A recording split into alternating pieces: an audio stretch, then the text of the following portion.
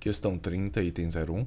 Se os pontos A, B e P são colineares, e se os pontos C, D e P são também colineares, então A dividido por B é menor que 1. E antes da gente começar a fazer a questão, vamos revisar o que são pontos colineares.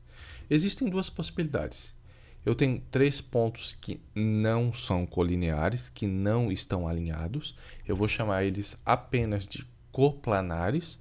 Por quê? Porque eles estão no mesmo plano. Ou seja, eu tenho o ponto A, o ponto B e o ponto C, que não estão alinhados. E se eu ligar esses 3 pontos, igual aqui no desenho, eles vão formar o quê? Vão formar um triângulo. Cada ponto vai virar vértice de um triângulo. E todo ponto tem duas coordenadas, tem o x e o y. Quando eu calculo o determinante desses pontos do A, do B e do C, ele vai dar diferente de zero. Então, me deu 3 pontos. Calculei o determinante, deu diferente de zero, significa que eles não estão alinhados, que eles estão formando um triângulo e, por isso, eu consigo calcular a área do triângulo através dessa fórmula. A área do triângulo é igual a 1 meio vezes módulo do determinante. Por outro lado, se eu tiver 3 pontos que estão alinhados, eu vou chamar eles de colineares, porque eles estão na mesma linha. E o que é a característica? Quando eu pegar as coordenadas de A, de B e de C, o x e o y do A, do B e do C, e calcular o determinante, o meu determinante vai dar igual a zero. Então, o que a gente nota? Se eu calculei o determinante de zero e colocar na fórmula da área do triângulo, vai ser 1 meio vezes módulo do determinante. O determinante é zero, módulo de zero, zero. 1 meio vezes zero dá zero. Ou seja, a área do triângulo seria zero. Então, como é que eu vou ter uma área zerada? Não tem área, na verdade, não é uma figura de geometria plana, ela é simplesmente um ponto daí. Então, toda vez que eu calcular o determinante dos pontos e der determinante igual a zero, significa então que eles são colineares, eles estão na mesma linha. E outra observação, quando eu traço retas paralelas ao meu eixo do x, que vão cortar o A, o B e o C, cada ponto, o que eu noto? Eu noto que eles vão formar com a reta a mesma inclinação, o mesmo ângulo, ou seja, a inclinação da reta vai ser sempre a mesma em cada ponto dessa reta. Então, como é que eu faço para determinar isso? Eu vou usar duas formas, dá para fazer, né? Se eu for pegar o conhecimento da parte de funções, eu vou ter que a função do primeiro grau, o gráfico é uma reta. Então, eu posso trabalhar como a expressão de uma função do primeiro grau, que ela é dessa forma.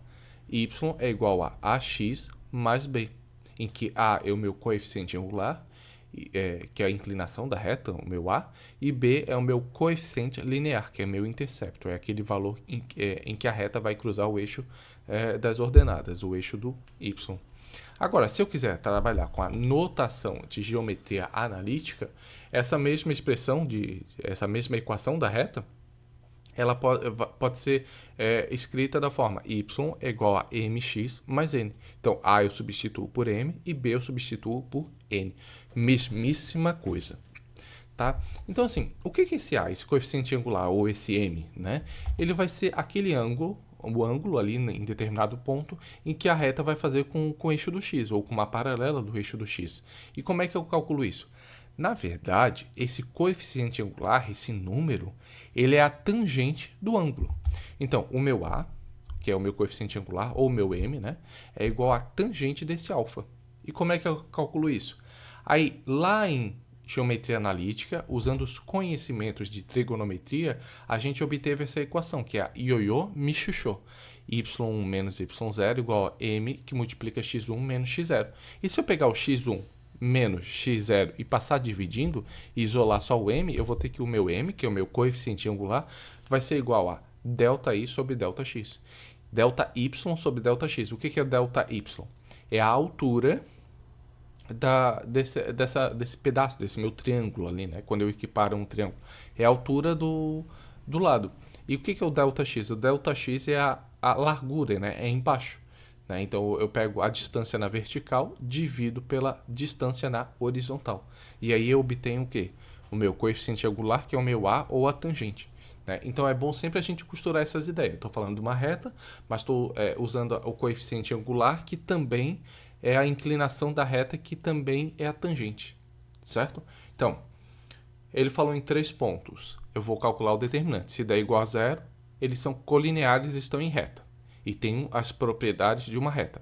E se eles tiverem um determinante diferente de zero, eles não são colineares, eles são coplanares, eles formam um triângulo e ainda por cima eu consigo calcular a área desse triângulo usando aquela fórmula ali que envolve 1 meio vezes o módulo do determinante.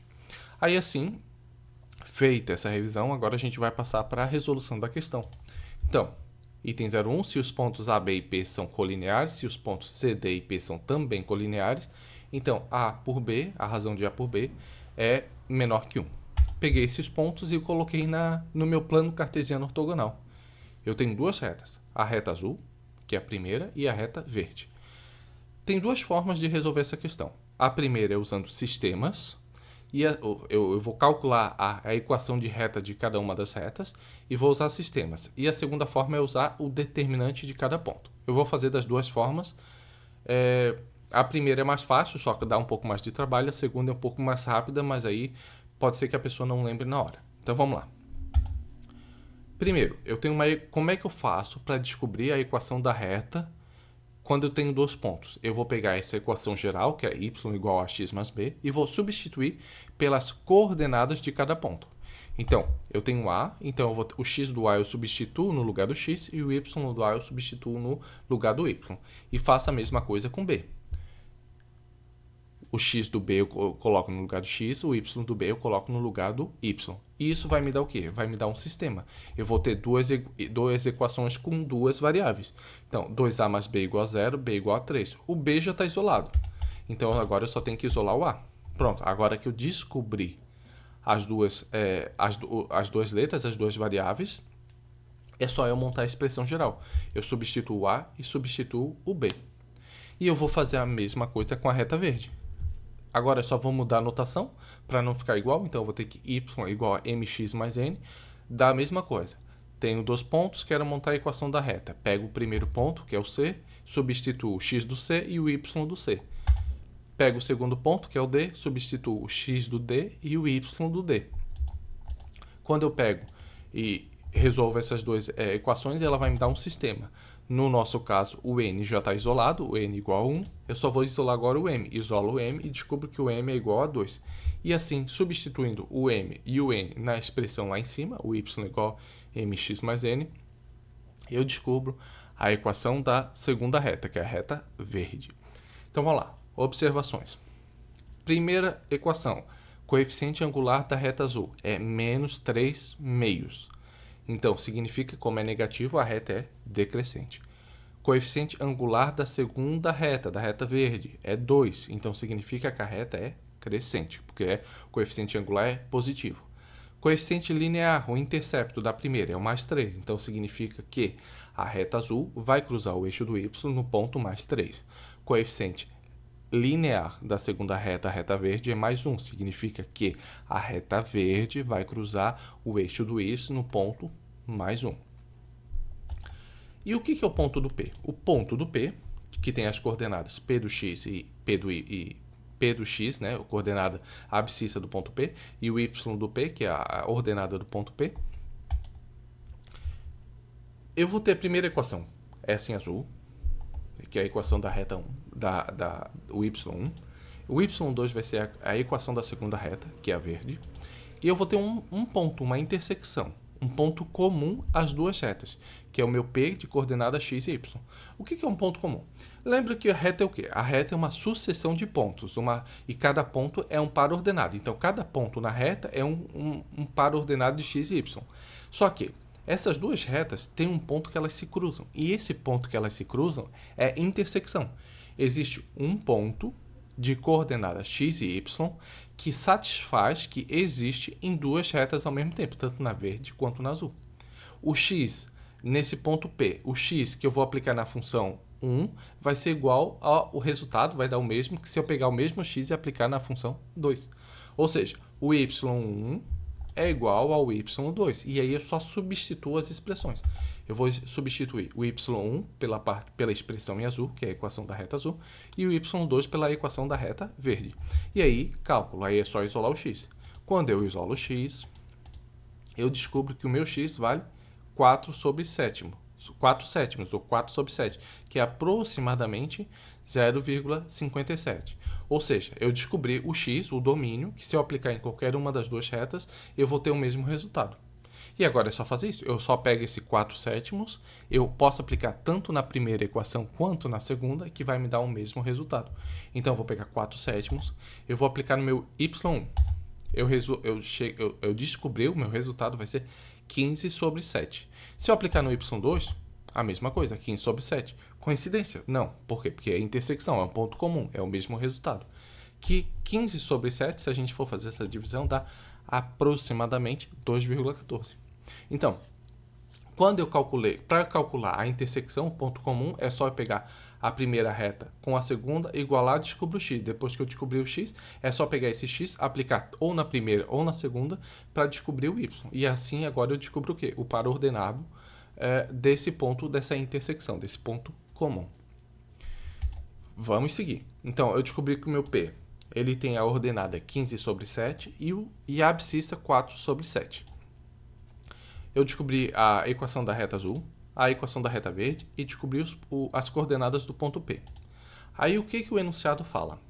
Ele quer saber, ele diz que P é igual a A e B, e ele quer saber a razão de A por B. Ora, se eu descobrir que o meu ponto A é 4 sobre 7, que é a minha abscissa, e a coordenada B é a minha ordenada, é o meu y, é 15 sobre 7, 15 sétimos, 15 sobre 7, é só eu pegar a primeira e dividir e multiplicar pelo inverso da segunda.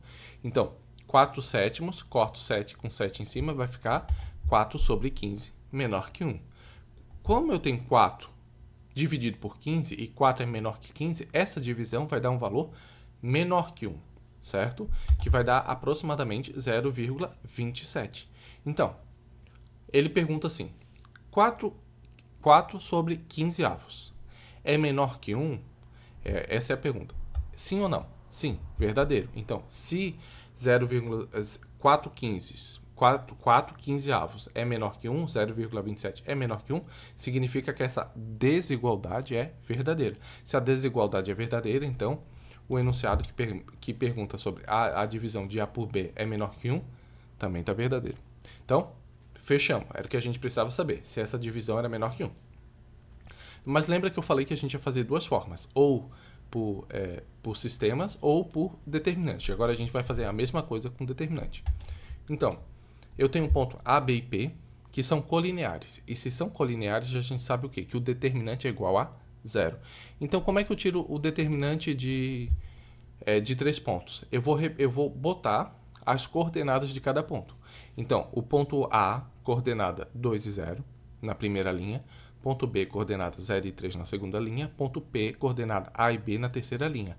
E para fechar, na quarta, a gente repete a primeira, 2 e 0. A gente vai fazer o produto das diagonais, das diagonais principais, né, digamos assim, entre aspas, e vamos fazer a subtração, que está em amarelo, e fazer a subtração do produto das diagonais secundárias, que é o inverso, né? Então, o que está em amarelo é num sentido, 2 vezes 3 mais 0 vezes B mais A vezes 0, menos subtração, né, do inverso, 0 vezes 0, 3 vezes A e B vezes 2. Quando eu desenvolvo isso, eu chego que na linha azul, eu vou chegar nessa seguinte equação, 3A mais 2B é igual a 6. E eu vou fazer a mesma coisa com os pontos da reta verde, que é o C, D e P, que ele também disse que são colineares. Se são colineares, eles têm um determinante igual a 0, né? Ali está D1, na verdade é D2, o determinante 2 vai ser coordenadas do ponto C, 1, 3, primeira linha, coordenada do ponto D, 0, 1, segunda linha, coordenada do ponto P, A e B, repito a primeira linha, 1 e 3. Aí o que eu faço? O produto das diagonais principais, entre aspas, menos, né, subtração do produto da diagonal secundária. Como é que eu faço isso? Calculo e eu vou chegar no final em equação 2A menos B igual a menos 1. Então agora eu tenho duas equações que envolvem duas variáveis e eu tenho que fazer o quê? Um sistema, né? Então, eu tenho A, que ele me deu isso de resultado, eu tenho B, que ele me deu isso de resultado, A, B e P me deu o resultado em azul, C, D e P deu o resultado da equação em verde. Aí agora, eu vou resolver esse sistema usando a subtração. Então, 3A menos 2A vai dar A, mais 2B menos B vai dar o primeiro menos o segundo, vai ficar 2B menos B, vai dar 3B. E 6 menos 1 vai dar 7. Então, eu descobri que A mais 3B é igual a 7. Isolo A igual a 7 menos 3B. Volto para a primeira equação, substituo A. 3 que multiplica 7 menos 3B mais 2B igual a 6. Desenvolvo. Eu vou chegar no B é igual a 15 sobre 7. E ali eu volto 15 sobre 7, substituo no lugar do B. Então, A igual a 7 menos 3 que multiplica 15 sobre 7. Desenvolvo. Eu vou chegar no A igual a 4 sobre 7. Ou seja, o A e o B são justamente as coordenadas do ponto P. 4 sétimos e 15 sétimos. Que a gente já viu, já tinha calculado. A gente já tinha feito a divisão, a razão de A por B, que era 4 sobre 15, que a gente já viu que era menor que 1. Né? Então, se a gente fizesse por esse modo de determinante, a gente só tinha que refazer aquele slide lá da divisão de A por B. Então, é uma questão trabalhosa, mas não é difícil, é só cansativa de fazer, tem muito cálculo, mas é isso. Duas formas de fazer. Usando sistema, peguei as duas retas e converti para a equação geral e isolei para achar a intersecção. E a segunda forma é usando a forma de determinante, né? Pegando o determinante e igualando a zero. Então, item 1 da questão 30 está correto.